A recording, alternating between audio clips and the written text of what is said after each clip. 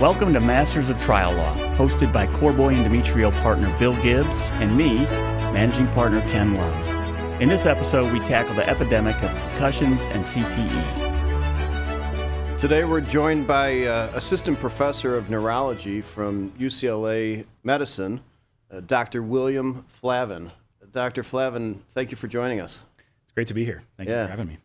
So tell us a little bit about your current practice out at UCLA. Yeah, so I'd say the reason I chose UCLA for my training is because it's a very unique combination of neurodegenerative disease training oriented toward Alzheimer's disease, most importantly, but specific focus on sports neurology, which is a discipline that most people don't know exists, where neurologists get involved in the care of athletes with concussion, traumatic brain injury, other neurologic injuries as well in sports. But I would say it's an evolving, newer field over the last 10 or 15 years that neurologists want to take a more active role in this field. So I really chose UCLA after my medical training to get this intentional training in combination with sports neurology and neurodegenerative disease.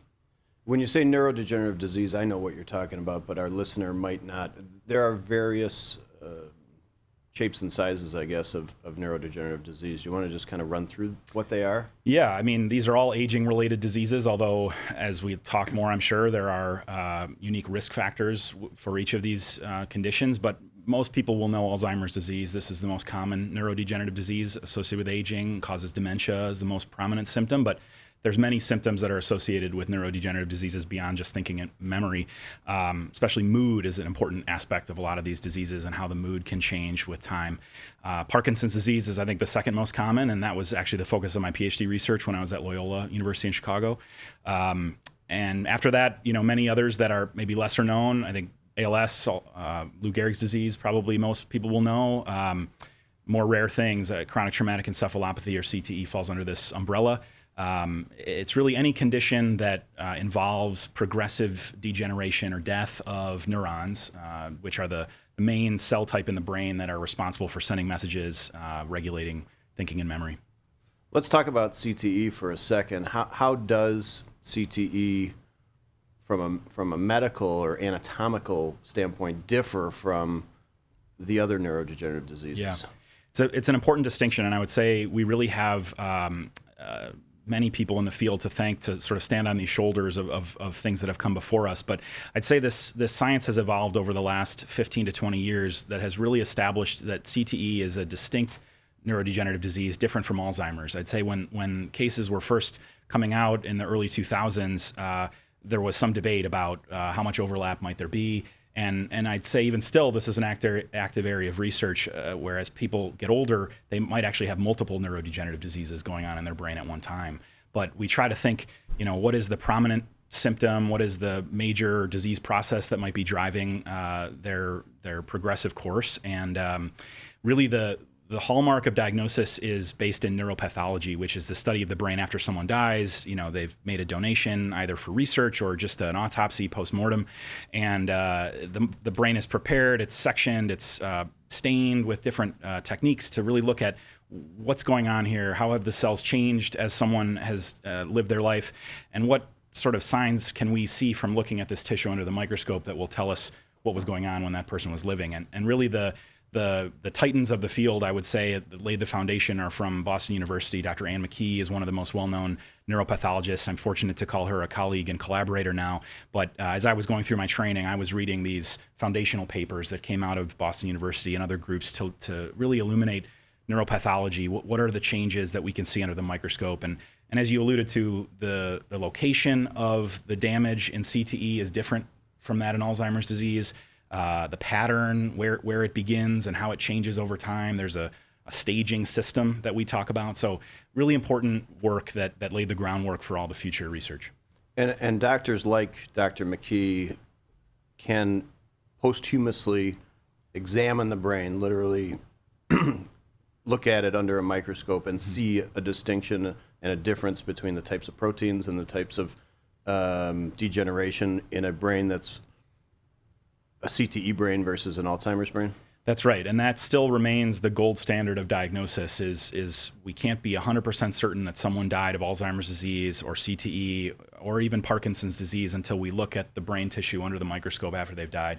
I'd say many patients aren't really aware that this is available to them. When their loved one might die, they think, this is the end of their very challenging disease course that many patients have been living with for many years, but they don't think that there's more information to be gained, or there could be a contribution to the future of biomedical research. And so part of our work, I think, is to raise awareness that patients should ask for autopsies. They should get clarity. They may consider donating that tissue for the type of research that I do and others, so we can learn more about what's going on there. I think if the main benefit for the family and the people left behind is a bit more peace of mind, a bit more clarity to know with certainty this is what was responsible for the changes that we observed as our loved one was aging and passed. And yes, the gold standard diagnosis remains postmortem neuropathology, the unique pattern that we can see of these proteins in the brain that cause the disease. Now, shifting gears just a little bit, how do we know as a society, a medical society, how it is that CTE is caused? What causes CTE? This is the biggest debate that we've had ever since it was first described, and it actually goes back even years before the early 2000s, when some of this neuropathology was becoming much more known in our popular culture. There are reports of this chronic traumatic encephalopathy going back into the early 20s and 50s. Some earlier neuropathologists who described it and called it by different names, but the debate is this change that we see in the brain over time related to someone's exposures during life? And I think we have to rely on the types of brains that get donated. This is a really important thing to understand about this field, is that the brains that get donated are many times patients who during life had a particular exposure. Often it's American football, but it could be boxing. This is actually, boxers were the first type of athlete described to have these post-traumatic neurodegenerative changes. So I think the fact that most often, if not always, you can never say always in research and science, but most often the cases that exhibit these changes associated with CTE are patients who've had a long history of head impact exposure. And concussion sort of makes the news, and that's the symptomatic traumatic brain injury, but we're now learning that there's a bigger umbrella of head impacts that may cause later in life changes. I think the limitation of neuropathology is that you're not able to answer with certainty this causation question. Did the head impacts cause the changes that we see, or are they associated, and that association gets stronger and stronger the more brains that we study? Where I'm trying to contribute to the field is to model this disease in the research world. Can we learn about those proteins as they cause damage within a single cell that we can look at under the microscope, or within a model system like an animal that we could more ethically do this research on? You can't do this type of research on humans. So we have this observational data about patients who died and what was their life like before they died, and that's what gives us this increasingly common understanding that CTE and its main risk is exposure to head impacts during life. You and I will talk in a minute about American football and the instances of repetitive head trauma leading to, or at least suggesting, the cause of CTE. But Ken is former military. I would be interested to know from you and for you to have a discussion with Ken about how it is that someone that's serving in the military could or would experience repetitive head traumas. Yeah. Well, I think I've read, and I've not been a service member myself, but had the fortune to take care of many of those patients through our Veterans Administration Hospital during my medical training, and even now there are active duty and veteran military who come to our clinic. Most often the patients we see are those who have acute concussion, acute traumatic brain injury. That's, I think, described as the hallmark injury associated with more recent conflicts in Iraq and Afghanistan. So most often people think of traumatic brain injury and concussion as being caused by something very dramatic, like a blast exposure or a direct impact to the head that can happen for all sorts of reasons. I look at warriors and service members as athletes in a different way. So the exposures that they go through are more numerous than just a single blast or a direct head impact. Obviously, we're trying to keep people safe, but even in the course of some occupational work, whether it's in training or in the exposures that they go through, taking off from aircraft carriers and airplanes, or riding boats at high speed on rough water. If this is done over many years, you can imagine that traumatic forces that the brain is experiencing in those other contexts may be similar to the hundreds or thousands of impacts that a brain might take playing American football, for instance. We have to be careful to say there's so much unknown, right? We don't understand how someone's occupational exposure in the military may be different than the vast majority of cases that we study, which are biased toward American football. That's just the situation that has risen to the public consciousness most, that American football has this association. But I think that with time, we will understand more about military service members and athletes of all kinds, sports beyond football, soccer and ice hockey, and I mean, you name it, we're in the business of protecting athletes, whether it's a contact, collision, combat sport, or otherwise. Concussion is a very common injury, so I think we need to understand how different exposures, and especially in our military population, might lead to risk later in life. I remember back in 2003, 2004, being at Walter Reed, and the discussions about the completely different casualty patterns. Military medicine had gotten so good, body armor had gotten so good that soldiers who survived, often it was that the hallmark injury was head injury, or it was TBIs, was head injuries. And you're right, the Defense Department has been very, very good at recognizing those acute injuries, but the trauma over time, the repetitive nature of those types of injuries, the Defense Department seems to lag a bit behind. You mentioned a few of them. You know, when you think about traumatic brain injury, you think about direct impact, right? Or coup contra coup. But just any explosion causes overpressure. Yes.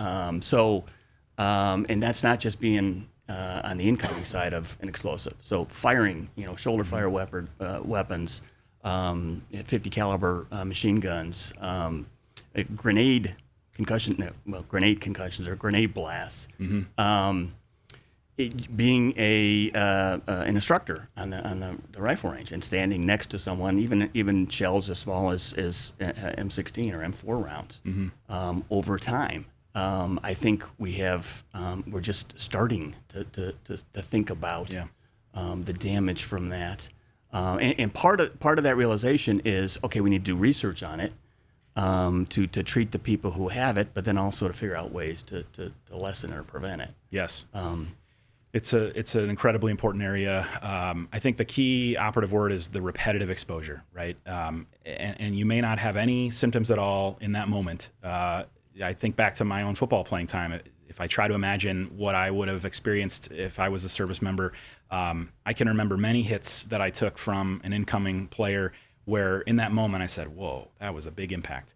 But I didn't have any symptoms after that, and I went on playing and I didn't think more of it. But when that type of thing happens, even lower level forces, hundreds, thousands of times throughout the course of someone's athletic career or military service, we need to understand what changes are happening in the brain. I think what's starting is a measurement of the force, right? Athletes, or not so much athletes, I guess, yet, but this may be coming. At least in the military, they're wearing a measurement device, accelerometer that can sort of understand a dose of someone's blast over pressure exposure over time. I think measuring the threat, so to speak, is the start of it, but getting patients and service members involved in observational studies that are longitudinal, that we can measure what their exposure was and then we follow over time. Obviously, being involved in research doesn't preclude anyone from expert clinical care, management of whatever symptoms they might have, but it's really important for us to understand in those who have an exposure, who goes on later in life to have any problems at all, and what were those problems, how do we think of them, and who may not go on to have those problems. I think the more we can understand about that group, former NFL players who don't have dementia or any neurodegenerative process, yet they had a very similar exposure to others who do, maybe even more exposure than people who've had diagnosis of CTE or otherwise. Understanding resilience factors, I think, is where the field of neurology and neuroscience is going. How can we protect the brain despite exposure?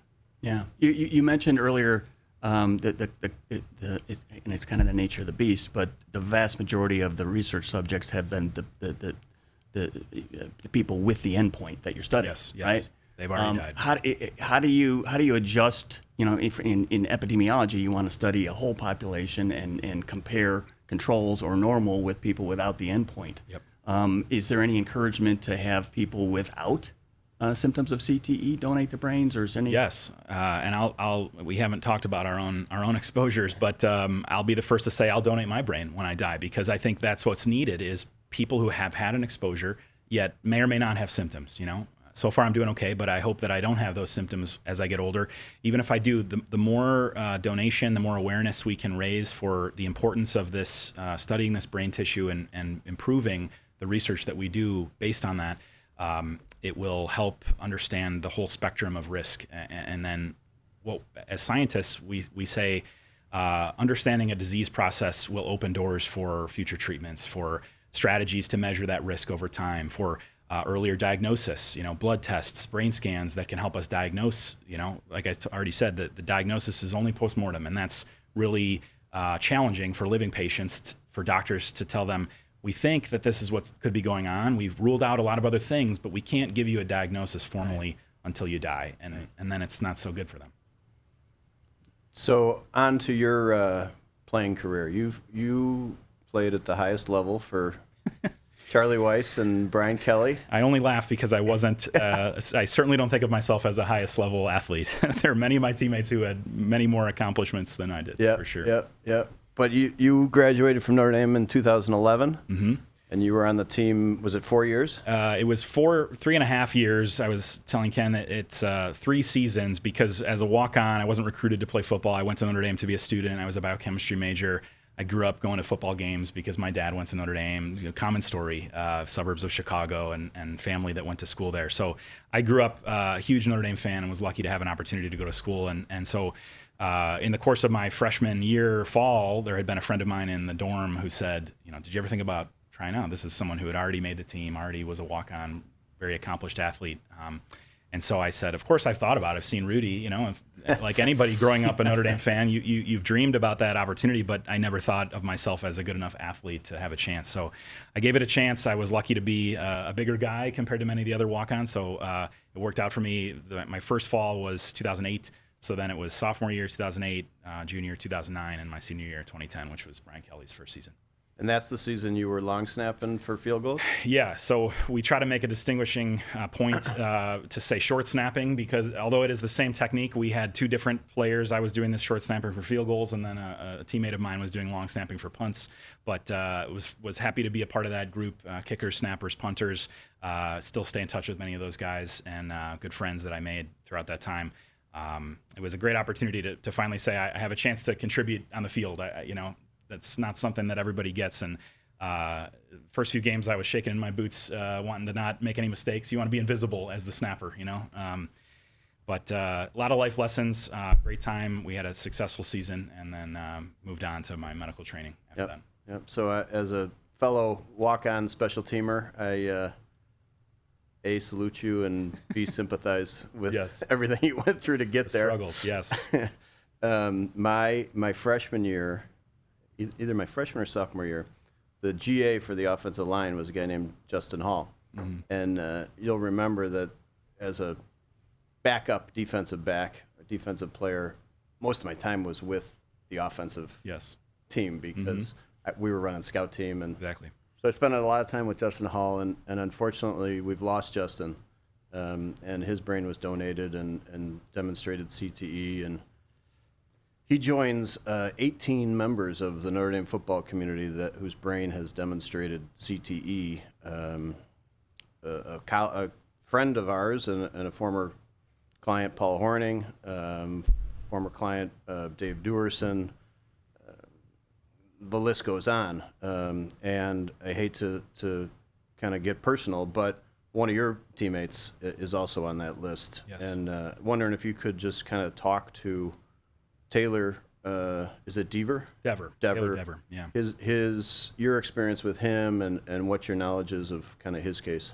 Yeah, so Taylor, Dever, and I were teammates, classmates, same graduating class, 2011. So he was already on the team as a freshman, having been recruited on scholarship when I joined the team as a sophomore. And I mean, I was first an offensive lineman. I played center and guard throughout high school. And so when I joined the team, I was part of that group, that position group of offensive linemen.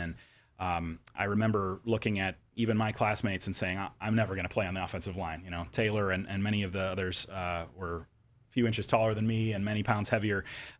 So I remember just admiring the work ethic that Taylor had and the whole group. I was lucky to be included in that. And, you know, like you, spent most of my time on the defensive line being blocked by Taylor and others. But just thinking back, I have vivid memories of my first season, 2008, as a sophomore. We were both sophomores. We played in the Hawaii Bowl that season. It was a successful year. We won the game against Hawaii. And I remember sitting with Taylor at some of the events for the bowl and talking about, you know, the hard practices that we had and the fun on the trip to Hawaii. And we were teammates even once I transitioned to the specialist group, the kickers, punters, and snappers, and I sort of left behind my friends on the offensive line. You know, he was just a great teammate, very friendly guy, always outgoing and, you know, personable. And you know, we parted ways when we graduated, and I didn't stay in touch with him as I did some of those friends that are specialists. But you just sort of hear things through the grapevine that I had heard as I went through my medical training that he was going through some struggles and didn't quite know what the details were. I wasn't close enough with his family to really be aware of what those details were. But I did hear when he ultimately passed in 2020. This is after I had started my neurology residency at UCLA. And I think anytime a former teammate passes, you just reflect, you know. Sure. What was going on there? Right. You know, could there have been something done differently? And I feel lucky to be in the position that I am, where I can understand what former athletes or current athletes are going through, having been in that position. But I am working to make this field better for people who don't have those options. That we can't treat someone that has a progressive neurodegenerative disease just yet, but that's what we're working towards. So I had gotten involved with the Concussion Legacy Foundation, now called the Concussion and CTE Foundation, and it was Chris Nowinski, the CEO, who connected me with Tom Dever. And this was about a year ago. Hadn't met him or remembered meeting him when I was a student, but he remembered me so kindly. And as a teammate of Taylor, we talked about what he had gone through. And you know, the work that the Dever family is trying to do is similar to what I'm doing in a way where they're raising awareness to try to honor Taylor's memory and what he went through. So I think when I did some teaching and research presentation related to this relationship between Taylor and I, Chris Nowinski and I said that this may be the first known case where the teammate of someone who died with CTE is now doing research on this disease. So yeah. It's a special relationship, I think. So you and I are both doing the CTE and Concussion Center Race to End CTE this year, and we do so to honor those that we've lost. But we do it also to sort of honor and encourage those that are living with suspected CTE. There may be former athletes, former military members out there that maybe are even watching this, or their friends or their family are watching this. And I think there's a misperception that if you start to experience some symptoms, it's the end of your story. And I think that people need to know that, as with any disease, there's hope in living with disease, and you know, there's ways to kind of maximize your time. You know, if you were a researcher talking to a young Taylor, what types of things would you be encouraging him with? Yeah. I'm glad you used the term misperception, because I think this is part of the danger of communicating an emerging area of science and having to explain to the community the things that we do know, but the many more things we don't know about this disease, and the need to do that research, as we've said. So I think when the popular understanding of CTE accelerates past a pace that science will understand, there is this tendency for former athletes, especially football players, to attribute any symptoms at all to CTE, even if those symptoms may be totally unrelated. So as a provider, as a doctor, someone who's motivated to care for people going through illness and disease, I say the number one message is seek care. You need to talk to your own personal doctor and find specialists who can understand what you've been through. And I'm in that group. I think that a great resource is through the Concussion and CT Foundation, Chris Nowinski's group. They have a helpline that anyone can call in, and Notre Dame has gotten involved in this. So calling in and asking for help, it can be as simple as a phone call to connect you with people who understand what you're going through and can help you on this journey. Even if the answer is we're concerned about risk for CTE, or we're worried about a progressive dementia that may be related to Alzheimer's disease, this isn't the end of the story. There's treatments, there's medicines. It's about how do we enhance your quality of life? How do we manage those symptoms that you're going through so that you can still achieve your goals? I think many people will say, there's nothing that can be done for me. Why even go through the effort? But I think the message is, it's not a foregone conclusion. Even with this exposure, we may find that many of the symptoms are related to common comorbidities that many people have, and we've got great treatments for those things. So message is seek care, and find the people who will listen and to understand what you've been through.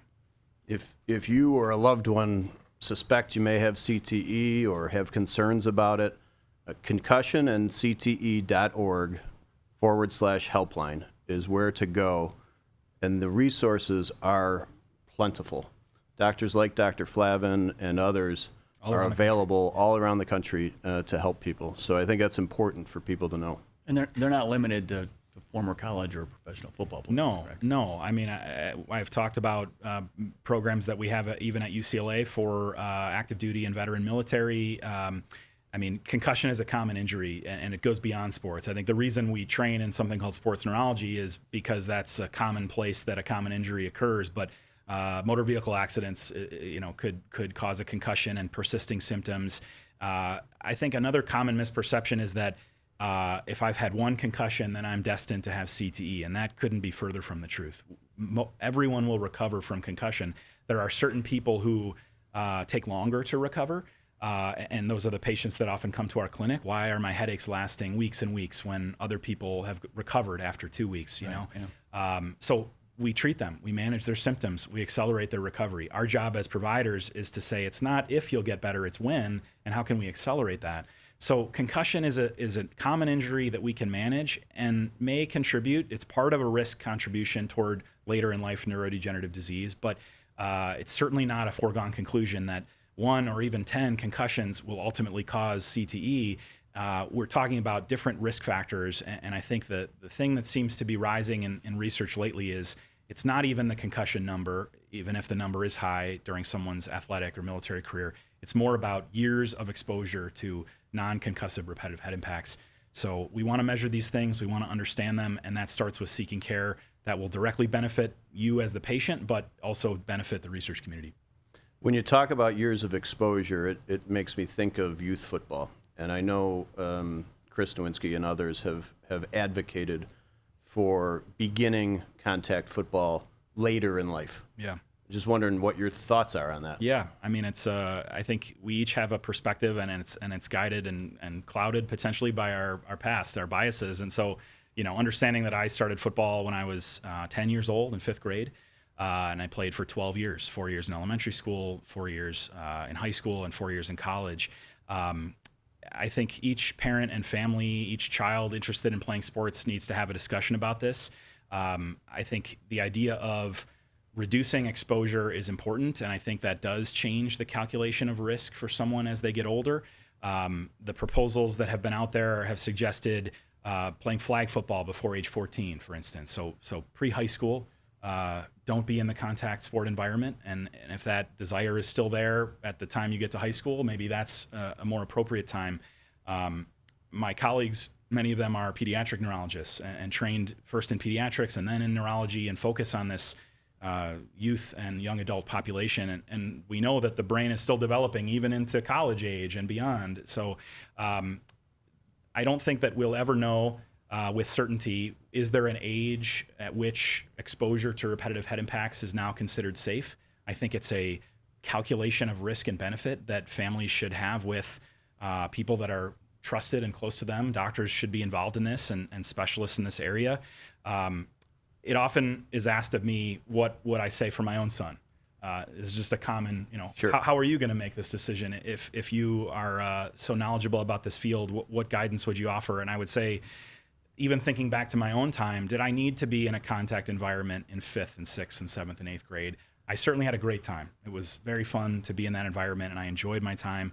I think I could have learned the game of football without the contact element. I think the rise of flag football is an exciting development, and I think that's a reasonable proposal to consider. Could you learn football and the skills involved, the how to play the game in a non-contact environment, and then get involved in contact exposure beginning in high school? I think that this is a great place to start, but it's certainly not the end of the story.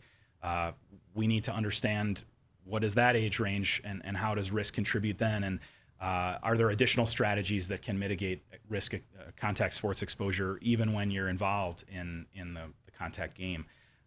So I think if I were to decide today, I would say if my son wants to play football, I'll say flag football before high school, but you've got to let the data drive decision making, and there may be a time where we say even high school football represents a significant risk that you may not want to take later in life. We need to rely on research, and this is why I'm motivated to be in this field. Yeah. Before I talk about your research, because I do want to get there, one thought just came to mind, and it's sort of the evolution of just the awareness in general of the significance of head trauma.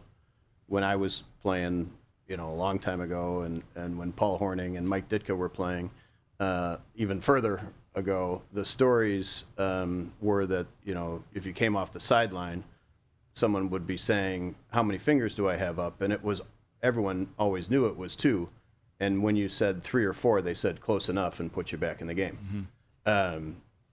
It's funny now thinking about that, but for parents out there, for kids out there, it is important to understand the significance of any symptom or sign of concussion following concussion, and do what? What should you do if you feel you might have a dinger? Yeah. It's very important, and I think this is where the field started, and we've made a lot of advancements. I'd say the research into concussion, even if we forget about our discussion of contribution to later in life neurodegenerative risk, even in the concussion field, research has made life better in terms of reducing the incidence of repeat concussion in the same season, accelerating the usual time frame of symptom resolution.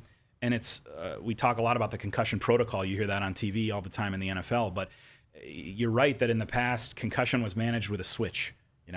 If you say you're good, flip the switch, you're back in the game, right? Yep. But now, through all the advancements in research and development of these protocols, we've learned that management with a dial is much better. Let's step you up one tick, and now you're doing light exercise and practice for at least a day. Then the next tick. As long as each step goes okay, you're managing with just mild symptoms, it's okay to progress. And we want you to progress. Getting back into someone's activity after a concussion is a mainstay of therapy. Too many people are told after a concussion, go into a dark room, turn off the TV and 10, all the 15 phone, years ago, and do nothing, right, until you feel better, right? But we know now, the research has shown us that actually makes it worse. This is worsening the injury. It's prolonging the symptoms to be in this sort of cocoon environment. And so the advice now is take a day after your injury, feel a little better, but pretty quickly we want you to get back into your routine. And this goes for professional athletes, or it goes for people injured in a car accident who just have to get back to work or go to school, right? Mm-hmm. The longer you sit out from these activities, the more deconditioned you get. It's harder to get back to those things. So I'm encouraging my patients when they come to me after a concussion, I say, it's time to get back into things, but don't go out and run a marathon tomorrow. You got to do a little bit, and then a little bit more, and a little bit more. So we find that gradual reintroduction of activity, whether it's a protocol returning to sports, or it's working with a therapist, an occupational therapist, getting back into work, that's really what accelerates recovery. And that change from management with a switch to management with a dial is we have research to thank for that, and it's made life a lot better. It's really well said. As far as research, what are first the goals of research into CTE? Are we going to cure it? Are we going to diagnose it in the living? Where are we going? Yeah. And then sort of subpart question, how do we get there? What types of things are you and others doing to get us there? Exactly. Yeah, great question. I'd say knowing that the foundation has been set for us with these very important neuropathology studies, patients who donated their brains, we understand what is this disease and how is it different from others. The next step is, how do we diagnose it during life so that we can begin to think about treating people who are at risk, right? And then how do we understand the link between those exposures of head impacts and the onset of these diseases? You know, the earlier we can target the treatment, the better it will work. And this is something we've learned from treatments developed for other diseases, especially Alzheimer's disease. Many people don't know that over the last 10 or so years, there are new, we say, disease-modifying treatments for Alzheimer's disease that target some of these proteins that build up in the brain. And we know that the earlier we can start those treatments, the more beneficial and less risky those treatments will be. Mm-hmm. It's only when we start the treatments later in the disease process, after a lot of damage has been done, that we say the benefit isn't going to be as good here and the risk is high. So it may not be worth it, right? So a big effort in the research community, still being led by Boston University, but increasingly multi-site, multi-center collaborative research efforts are enrolling patients at risk, whether it's football players or other athletes, military people who have had an exposure, get enrolled in a study where we are taking blood samples, doing MRI scans, doing more advanced neuroimaging tests that can give us as much information about someone while they're alive. And long before symptoms ideally. You know, there are other studies that are studying people who do have symptoms, and it's important to say, you know, these are the things we find in asymptomatic people with an exposure. These are the symptoms we see in symptomatic people with an exposure, and then follow those people as long as we can. If we can get people to remain involved in research for years and years and then pledge their brain to be donated when they die, that will be the thing that will really answer a lot of questions. But it takes a long time to do that, right? Waiting around for someone to die isn't a good strategy to develop new treatments, but that gives us a bit more certainty to advance the field. I'd say while we're waiting, we need to rely on other methods too, and that's where I'm trying to contribute. What can we learn from studying cells in a dish as a model system? Or what can we learn from studying a mouse that we can manipulate someone's genetics in the mouse, or study these abnormal proteins that we can take out of the human brain post-mortem and put that into a cell or a mouse model? So yeah, the roadmap is sort of multiple parallel efforts to identify the disease, characterize it, what are the symptoms, how can we look for biomarkers, we say, things we can detect in the blood or with a scan that can help us to say we're concerned that this might be beginning for someone with an exposure, and then how can we connect the mechanism? We need the basic science research. I say basic because that's the term for what we do in cells in a dish and animals in the lab, but it's obviously very complex, and understanding mechanisms from exposure to head impact and later in life neurodegeneration. Lots of things to do, and I think money is what really moves the needle. You know, we rely on funding from the National Institutes of Health. National Institute for Neurological Disorders and Stroke has been a leader in this field to identify how does TBI exposure lead to risk for neurodegeneration. So ultimately that's taxpayer funding. You know, all of us as Americans contribute to the budget for the National Institutes of Health. And I think emphasizing the dividends that will be paid by investing in this research for protecting brain health overall and promoting resilience. If I could imagine one contribution that my research would make, it would be defining that resilience term. How can we learn something about those people with an exposure who may never have a problem, or someone who does have those changes in the brain, yet they don't have the symptoms of dementia or mood changes? What is it about those patients that make them less symptomatic or less prominently deteriorating, and how can we use that information to protect people earlier in life, people who've had the exposure? It's important work. What kind of research subjects are you looking for? If I'm watching, how do I know if I can help you? Yeah, I've sort of chuckled to myself because a lot of the studies. Far on, but no, it's never the case. I'd say the more people that get involved, the better. Sometimes I look at the research studies and I see that they begin enrolling at age 40 plus, and I say, I need to wait a few years before I can get involved. But I'd say even studies of younger people are important. Sadly, as we've heard, including my teammate, there are young people who die and are found to have had CTE, and we don't understand why that is. We don't understand if the changes that we observe in the brain are the cause of whatever symptoms they were having at that time that may or may not have led to them passing too early. I think the age range that is most highly studied now are the ages from 40 to 60, because that's too young for a more common age-related neurodegenerative disease. If someone's developing Alzheimer's before age 65, we call that early onset. Usually Alzheimer's, Parkinson's, these are the main age ranges that are risk for those are post 65 into age 70 and 80. And it becomes a growing and growing group of people with neurodegenerative diseases because our population is aging. The baby boomer generation is reaching those ages now, and that's a big group of people. So we need more scientists, more neurologists, more doctors of all kinds taking care of patients with neurodegeneration, and it requires a multidisciplinary approach. It can't just be neurologists. We have one perspective, but we rely on a big team. Well, the work you're doing is truly awesome, and like you said, important. It's incredibly important to the next generation that we figure this out. And I applaud you for everything that you're doing, including the race for CTE. Yes. Little plug for the race for CTE. Both Dr. Flavin and myself are both participating in it. We have fundraising pages, but there's a young man out there that I want to particularly shout out. His name is Chase Green. And Chase, your dad, Mark Green, was a hero of mine growing up. Probably a hero of Ken's, yeah, too. Tremendous running back at Notre Dame. And Mark, unfortunately, is dealing with some pretty significant symptoms of dementia. And Chase has honored his father by starting a fundraising page and participating in the race for CTE. And if you can help Chase out in honoring his father, I know he'd appreciate it, and I know we'd appreciate it. So Race for CTE Chase Green would be a great place to go to help the cause. Yeah, and I really appreciate the opportunity. I think especially wearing my physician hat, we're out here and we want to support patients who are going through whatever symptoms they are. And if I'm not the right person, we'll work hard to find the right person to take care of whoever's out there. So please access the resources that are available to you, and look forward to making life better for everybody. Amazing work. Thanks so much. Thank you. Go Irish. Go Irish.